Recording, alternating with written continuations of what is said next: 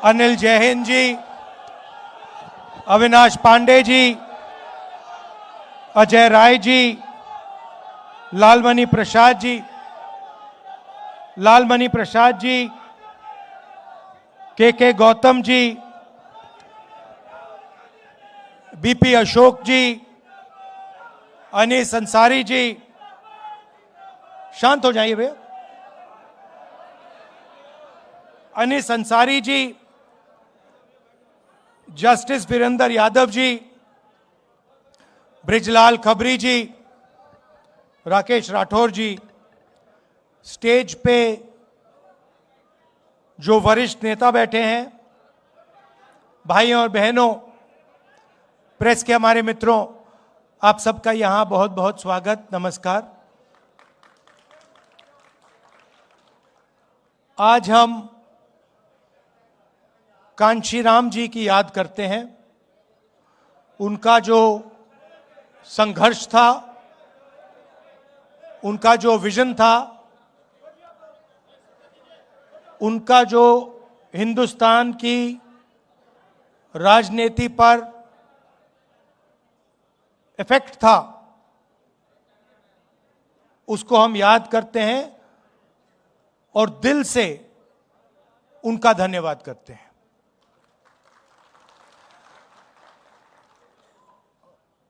काफी लोगों ने भाषण दिए और कहना चाहता हूं कि हर भाषण में गहराई थी, हर भाषण में गहराई थी। लोगों ने अलग अलग चीजें कही। पहले भाषण में कहा कि हमें क्या चाहिए। आपने लिस्ट दी कि हमें ये चाहिए, ये चाहिए, ये चाहिए, ये चाहिए। और जब आप कह रहे थे, मैं सोच रहा था कि भाई राजनीति में चाहने से कोई देता नहीं है। मेरा एक्सपीरियंस है कि भैया जितना आपको चाहना है चाह लो, उसका कोई मतलब नहीं होता। तो मैं ये सोच रहा था, फिर दूसरा भाषण आया और एकदम उन्होंने कहा जो मेरे दिल में, दिमाग में सवाल था कि भाई सही है, ये चाहिए, मगर कैसे? उसका जवाब आया, आपने दिया, गौतम जी ने दिया कि जब तक विचारों के लिए नहीं लड़ा जाएगा तब तक कुछ नहीं होने वाला। और मैं आपसे कह देता हूं, ये जो आप नारे लगाते हैं, इससे कुछ होता नहीं है। ये कि भैया राहुल गांधी जिंदाबाद, इससे कुछ होता नहीं है।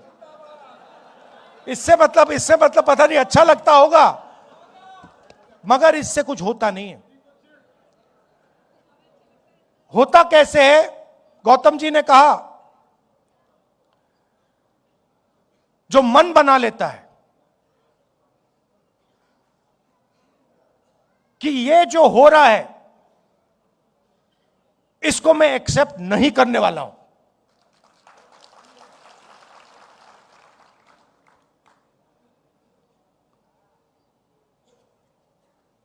भाषण देने से पहले मैं सोच रहा था कि अंबेडकर जी शिक्षा की बात करते थे,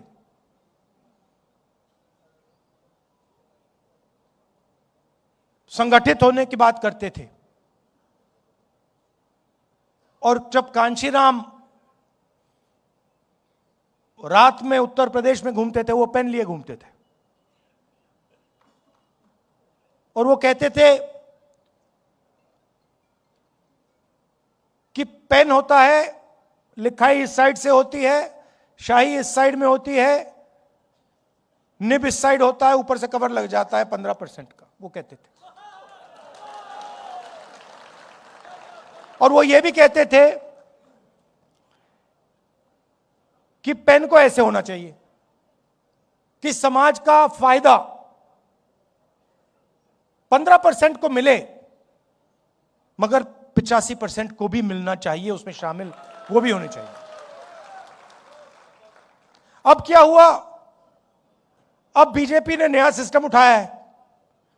बीजेपी ने पेन और इसको अलग कर दिया, इसको पता नहीं कहां फेंक दिया, और उसके लिए इसको लिए फिर रहे हैं।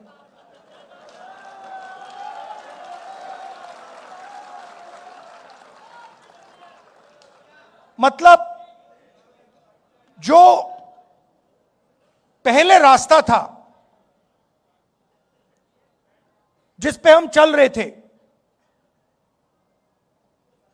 और तेजी से चलना था, और उसमें कांग्रेस पार्टी की भी कमियां थी, इसीलिए कांशीराम जी सफल हुए।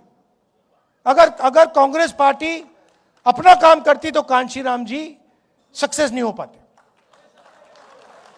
और मैंने किसी और से एक दिन कह दिया,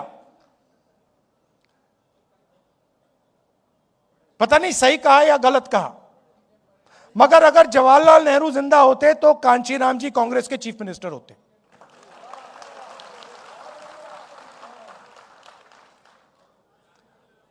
मगर कहने का क्या मतलब है, राजनीति में दो तरीके के लोग होते हैं। एक कहता है कि मुझे ऐसा पेन चाहिए, दूसरा कहता है मुझे ऐसा पेन चाहिए। मतलब मुझे पेन ऐसा चाहिए कि सब लोगों को फायदा हो, समाज में कोई पीछे ना रहे, और अगर हिंदुस्तान में प्रगति हो रही है तो गरीब से गरीब बच्चा किसी भी वर्ग का हो, उस प्रगति में उसको शामिल होना चाहिए।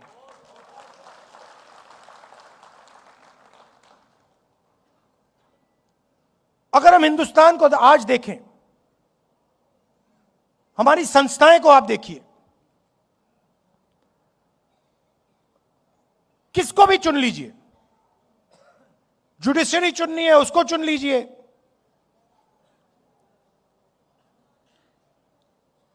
मंत्रिमंडल देख लीजिए, ब्यूरोक्रेसी देख लीजिए, शिक्षा का सिस्टम देख लीजिए, कॉर्पोरेट इंडिया देख लीजिए, किसी एक को चुन लीजिए,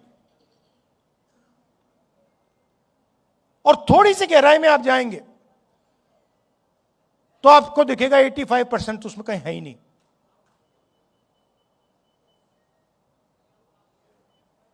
आप जाइए, आज घर जाएंगे आप, स्टॉक मार्केट का समय है, आप इंटरनेट पे जाइए और 500 सबसे बड़ी कंपनियों के नाम ले लीजिए,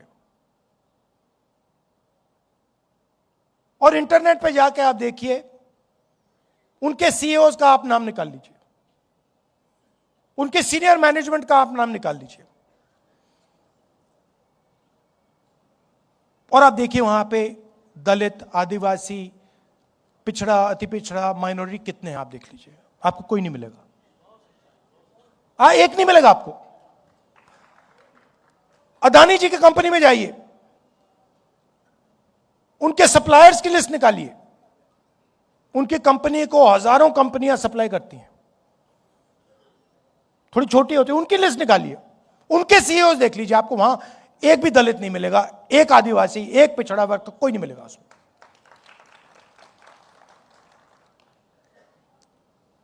किसी भी प्राइवेट अस्पताल में चले जाइए, आपके परिवार के लोग बीमार होते हैं, अगली बार आप जाएंगे जरा नाम पढ़िए, अपोलो हॉस्पिटल में जाके नाम पढ़िए डॉक्टरों के, वहां पे आपको एक दलित नाम नहीं मिलेगा, एक पिछड़े वर्ग का नाम नहीं मिलेगा, एक आदिवासी नहीं मिलेगा। और कॉन्स्टिट्यूशन कहता है कि यह देश सबका है, वन मैन वन वोट, जितनी आबादी उतनी भागीदारी, कॉन्स्टिट्यूशन कहता है कि सारे के सारे लोग एक जैसे हैं, कोई कम नहीं है, सब समान है। अच्छा, मनरेगा की लिस्ट निकालिए, उसमें आपको 85% मिल जाएगा, भरा हुआ है वहां पे वो। आप निकालिए, मजदूरों की लिस्ट निकालिए। जिन लोगों ने ये हॉल बनाया, शानदार हॉल, चमकता हुआ हॉल जिसमें हम भाषण कर रहे हैं, उनकी लिस्ट निकालिए। 60% आपको पिछड़ा वर्ग, अति पिछड़ा वर्ग, दलित, आदिवासी, माइनॉरिटीज में मिलेंगे आपको।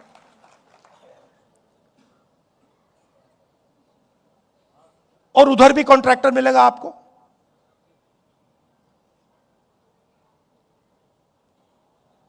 और यह स्थिति खराब होती जा रही है। अगर इंप्रूव हो रही थी तो अलग बात है। पहले कोई छोटा बिजनेस चला सकता था, उसमें 2, 3, 4, 5% घुस जाते थे। पहले पब्लिक सेक्टर हुआ करता था, उसमें मैनेजमेंट में लोग घुस जाते थे। पब्लिक अस्पताल थे, पब्लिक यूनिवर्सिटी, कॉलेजेस थे, उसमें घुस जाते थे लोग। आपने इंटरव्यू की बात की, मैं गया था, दिल्ली यूनिवर्सिटी गया था। इंटरव्यू बच्चों को निकालने का तरीका है। आपकी जात क्या है भैया, आप इंटरव्यू में फेल, सीधी सी बात है। वो सब बोल रहे हैं। आरएसएस के संगठन की लिस्ट निकालिए, जो उनके प्रचारक लोग हैं, जो उनका सीनियर आरएसएस का जो सेंटर है, उसमें आपको एक ओबीसी नहीं मिलेगा, एक दलित नहीं मिलेगा, एक आदिवासी नहीं मिलेगा। तो लड़ाई बिल्कुल क्लियर है। एक तरफ 85% बैठे हैं और उनको कहा जा रहा है कि भैया ये देश आपका नहीं है। कहने के लिए हां, कहने के लिए हम कह देंगे कि भैया आप हिंदुस्तानी हो, मगर जब धन बांटने की बात आएगी या देश को चलाने की बात आएगी या पावर की बात आएगी, तो आप हिंदुस्तानी नहीं हो, आप कुछ और हो।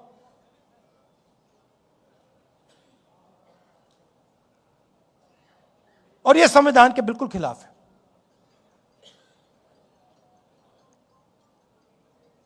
और यह संविधान क्या है? पहले मैं सोचता था कि एक किताब है जो आजादी के बाद लिखी गई। हम सब कहते हैं कि अंबेडकर जी का कॉन्स्टिट्यूशन है, मगर अगर हम थोड़ी सी गहराई में जाएं तो इसमें हिंदुस्तान की हजारों साल की आवाज है। जो आपने, गौतम जी, जो आपने लिस्ट दी, आपने नाम लिए,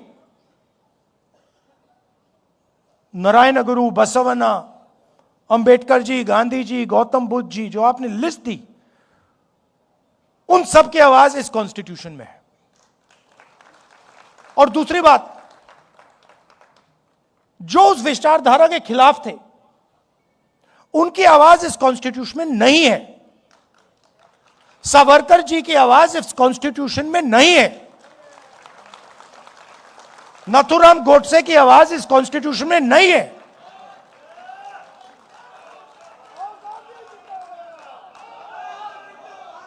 वो कुछ भी कह लें, नरेंद्र मोदी जी इस कॉन्स्टिट्यूशन की विचारधारा को नहीं मानते। और मैं आपको बताता हूं यह मैं किस बेसिस पे कह रहा हूं। आपने अंबेडकर जी की बात कही, कांशीराम जी की बात कही, और आपने कहा वो सूखी रोटी खाते थे, कहा आपने गौतम जी।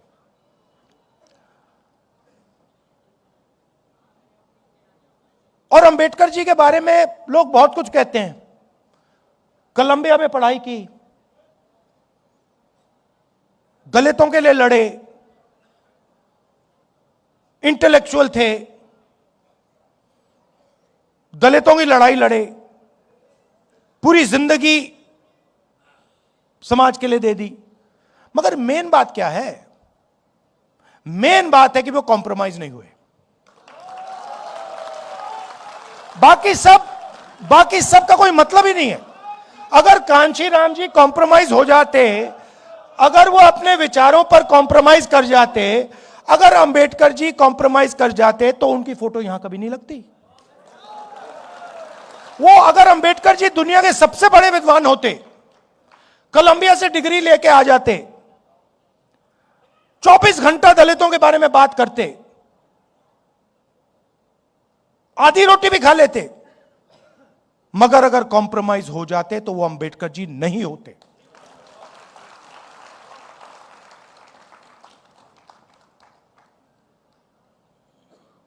फर्क है अंबेडकर जी में, गांधी जी में, कांशीराम जी में और सावरकर में। बहुत बड़ा फर्क है। गांधी जी 10-15 साल जेल गए, कॉम्प्रोमाइज नहीं किया। अंबेडकर जी पूरी जिंदगी दे दी, कॉम्प्रोमाइज नहीं किया। कांशीराम जी ने क्या कॉम्प्रोमाइज किया किसी से? सवाल नहीं उठता, कर ही नहीं सकते। करना भी चाहते तब भी नहीं कर पाते वो, क्योंकि इतनी गहराई से बात उनके दिल में थी कि वो कर ही नहीं सकते।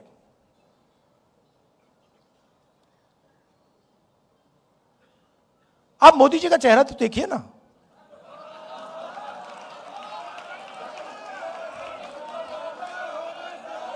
चेहरा देखिए। वो उनके संगठन की पुरानी आदत है, ये नई चीज नहीं है। अब मत सोचिए कि ये पहला एग्जाम्पल, पहला उदाहरण है। ये पहला उदाहरण नहीं है, इनका लाइनअप है, ये करते जाते हैं। आप देखिए, आप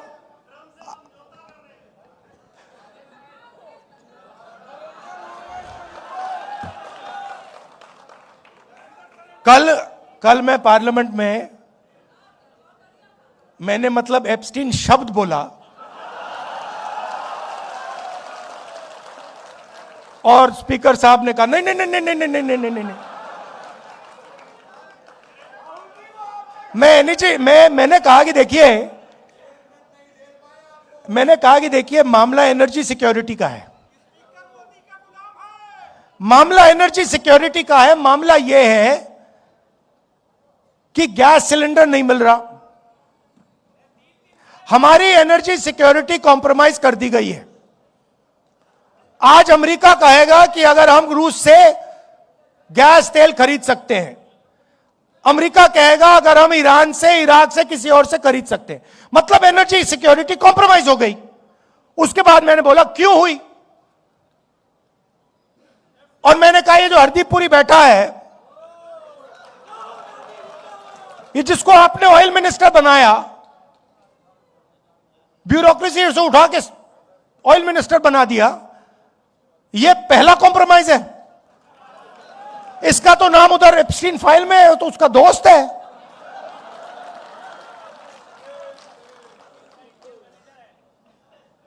इसकी बेटी के कंपनी में जॉर्ज सोरोस का पैसा गया है। तो जैसे ही मैंने कॉम्प्रोमाइज शब्द का प्रयोग किया, स्पीकर कहते नहीं भैया नहीं, कॉम्प्रोमाइज सब नहीं बोल सकते।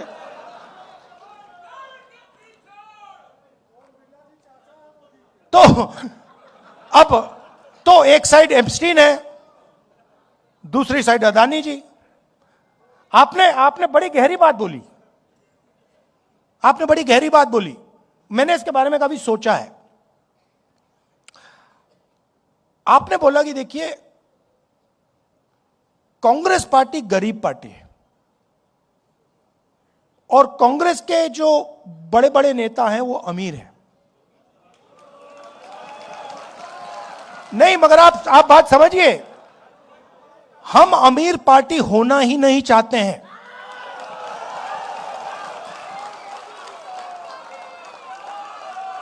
ये कांग्रेस पार्टी का डिजाइन गांधी जी के टाइम से यही है भैया। ये जिस दिन अमीर पार्टी बन जाएगी उस दिन वो बीजेपी बन जाएगी। हमें गरीब पार्टी चाहिए। मैं इस बात को मैं इलेक्शन में समझा। इलेक्शन में माखन जी मेरे पास आए, कहते राहुल जी हमारे सारे के सारे बैंक अकाउंट फ्रीज कर दिए। मैंने सोचा भाई अब तो फंस गए, चुनाव आ रहा है, सारे के सारे बैंक अकाउंट फ्रीज हो गए, अब क्या करेंगे। कांग्रेस पार्टी पे कोई रुकावट नहीं आई, वो चलती गई, कोई फर्क नहीं पड़ा। देखिए ये है विचारधारा की पार्टी और इसको ये बीजेपी वाले नहीं हरा सकते हैं, सवाल नहीं उठता। अगर ये अपनी पटरी पे चलेगी, अगर ये गांधी जी की पटरी पे चलेगी, अंबेडकर जी की पटरी पे चलेगी, इसको कोई नहीं हरा सकता। ज्योतिबाई फुले की पटरी पे किसको कोई नहीं हरा सकता। अगर कमी है तो हम में यह सबसे पहले समझना होगा।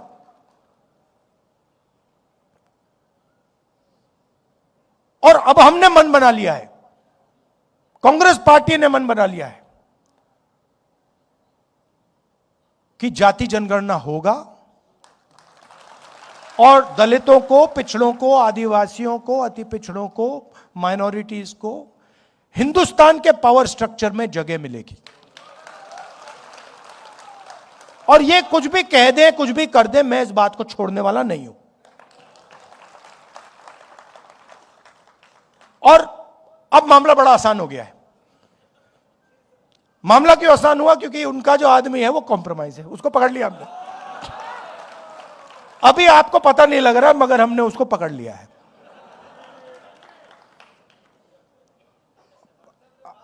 नहीं, वो पकड़ लिया है।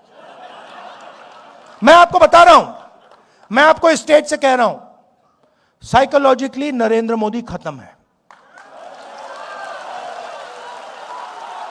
राजनीति में हार पहले हो जाती है, हार पहले यहां होती है, मन में यहां पे हार हो जाती है, उसके बाद होना ही होना है।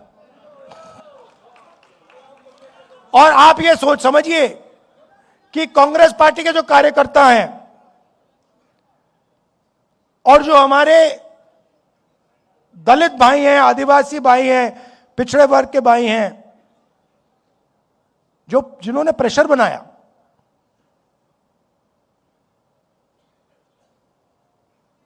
उन्होंने नरेंद्र मोदी को खत्म किया है। और मैं आपको बता देता हूं, देखिए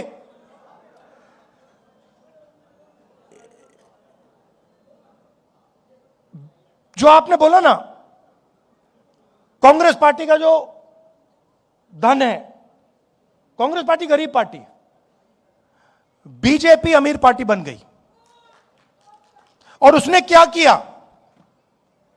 बीजेपी ने, नरेंद्र मोदी ने अपना पूरा का पूरा धन अदानी को नहीं दिया। नहीं, ये वो है मोदी का, वो है बीजेपी का, अदानी का नहीं। वो सिस्टम पूरा बीजेपी का सिस्टम है। वो अदानी कंपनी नॉर्मल कंपनी नहीं है, वो ऐसे है, यूं है।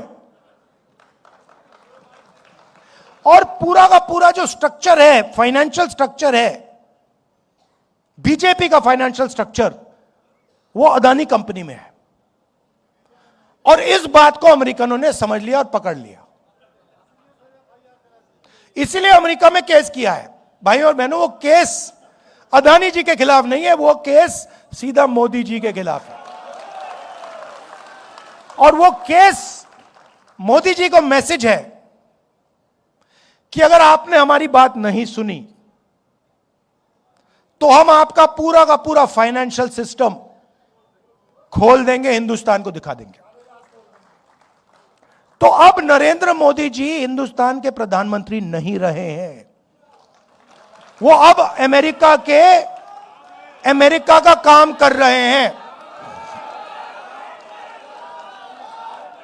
और जब मैं ये बात पार्लियामेंट में कहने जा रहा था, नरेंद्र मोदी भाग के निकल गए। आंख में आंख नहीं मिला सकते।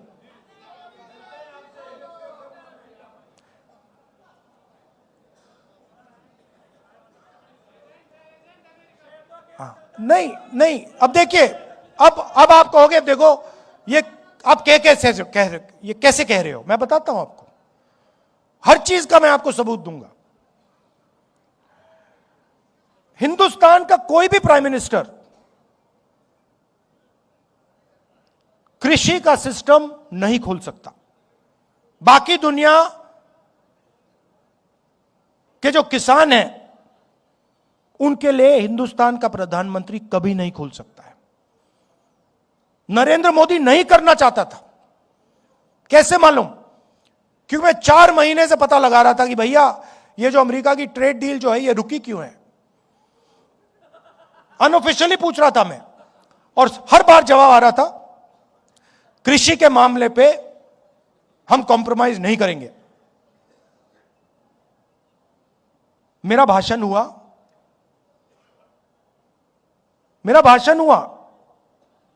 1 घंटा रोका,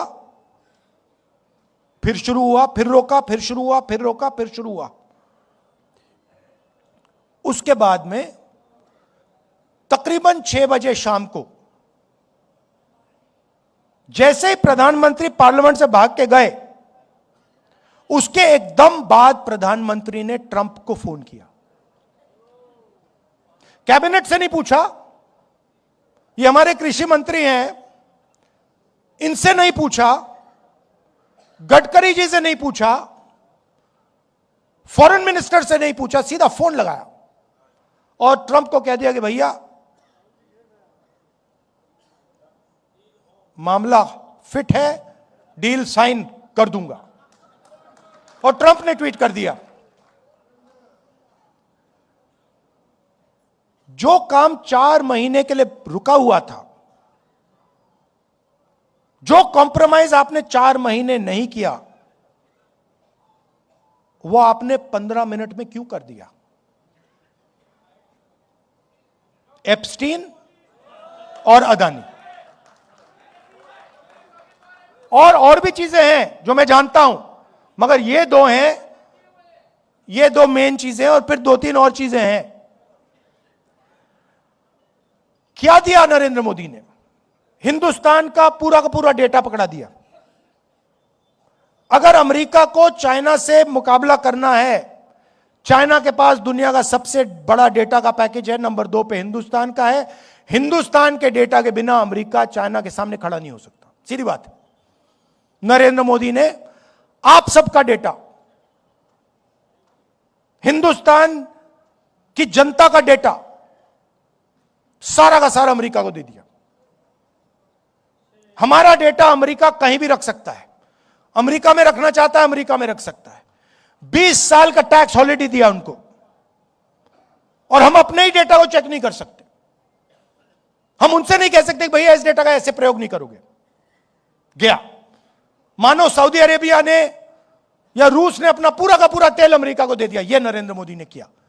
दूसरी बात, नरेंद्र मोदी जी ने कहा कि हर साल 9 लाख करोड़ रुपए का माल हम अमेरिका से खरीदेंगे। 9 लाख करोड़ रुपए का माल हम अमेरिका से खरीदेंगे। मैं आपसे पूछना चाहता हूं, अगर 9 लाख करोड़ रुपए का माल हम अमेरिका से खरीदेंगे तो हमारे बिजनेस क्या करेंगे? हमारे स्मॉल मीडियम बिजनेस क्या करेंगे? तो डेटा दिया, वायदा किया कि 9 लाख करोड़ रुपए का माल खरीदेंगे। कपास, सोया, फल, बादाम, अखरोट, दाल। अब अमेरिका के जो किसान हैं वो अपना यहां बेचेंगे। अमेरिका के खेत बड़े बड़े 500 एकड़, 1000 एकड़ की पूरी पूरी मैकेनाइज्ड। हमारे खेत 5 एकड़, 2 एकड़, 3 एकड़, यहां पे कोई मैकेनाइजेशन नहीं। सारा का सारा माल उनका अंदर आ जाएगा, खत्म कर देगा। और आखिरी बात जो गौतम जी ने कही, हमारी एनर्जी सिक्योरिटी। अभी आप देखना क्या होने वाला है यहां पे, ये स्टेट ऑफ हॉर्मुज जो बंद हुआ है, अभी आप देखना हिंदुस्तान में क्या होने वाला है। अभी तो शुरुआत हुई है। क्यों? क्योंकि नरेंद्र मोदी ने हिंदुस्तान की एनर्जी सिक्योरिटी अमेरिका को दे दी। अमेरिका को कह दिया कि भैया आप बताओ हमें कि हम कहां से तेल खरीदें, कहां से गैस खरीदें। आप चाहते हो कि रूस से ना खरीदें, नहीं खरीदेंगे। चाहते हो ईरान से ना खरीदें, नहीं खरीदेंगे। चाहते हो इराक से ना खरीदें, नहीं खरीदेंगे। आप बोलो। ये चीजें नरेंद्र मोदी ने दी। लिया क्या? कुछ नहीं। हमारा जितना पहले टैक्स था उससे ज्यादा हो गया। हिंदुस्तान को यूएस डील से कुछ नहीं मिला, जीरो। अमेरिका को सब कुछ दे दिया। क्यों? क्योंकि नरेंद्र मोदी एप्स्टीन के कारण, अदानी के कारण, अपने फाइनेंशियल स्ट्रक्चर के कारण कॉम्प्रोमाइज्ड हो गए हैं। नरेंद्र सरेंडर हो गया है। अब हमारे सामने बहुत बड़ा मौका है कि हम अब हिंदुस्तान को बदलने की राजनीति करें। सिर्फ इलेक्शन जीतने वाले नहीं, मगर हिंदुस्तान की जो गरीब जनता है, जो दलित हैं, आदिवासी हैं, पिछड़ा वर्ग है, माइनॉरिटी है, गरीब जनरल कास्ट के लोग हैं, उनको हिंदुस्तान में के पावर स्ट्रक्चर में शामिल करने की राजनीति।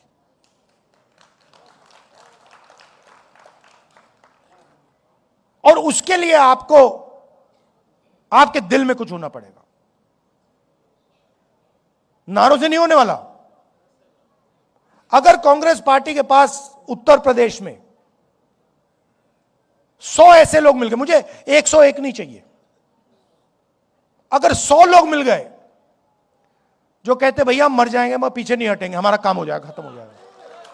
मतलब यहां पे तो कितने लोग हैं?